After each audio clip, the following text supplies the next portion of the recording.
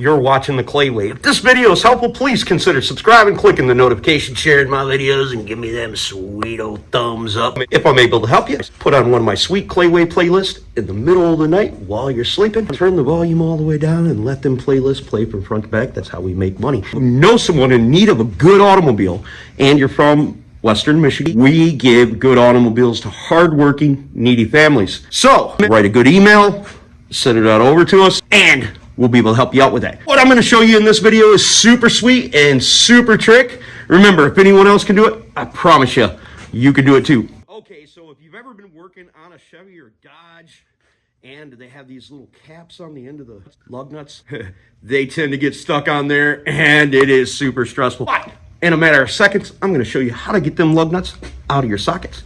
And it's pretty sweet. Talk about why this happens. A little bit of moisture gets up underneath this cap, rusts it out, and then swells it up. That's the reason this happens. And if you're in your driveway and you're ticked off, well, like I said, we're going to show you how to get them out. I recommend you go buy new ones, but here you go.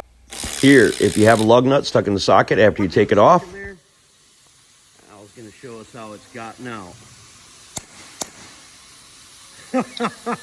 It may look like he's hitting the lug nut, but he's not. He's striking the tip of the socket.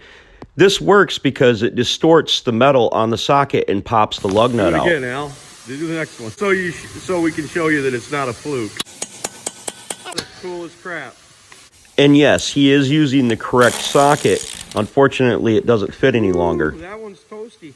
Oh, can't show you that it's a fluke today, but I didn't show you how to take the socket off once you put the lug nuts back on because you should be replacing them. Sweet, dude.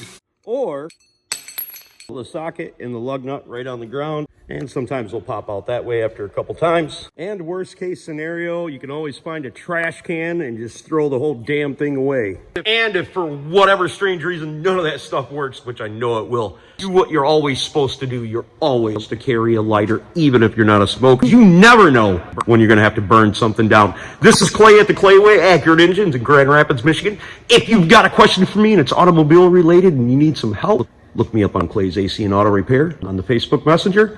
I certainly try to answer them. Sometimes the comments don't get to me. God bless. Have the best of days. And remember, if anyone else can do it, I promise you, you can do it too.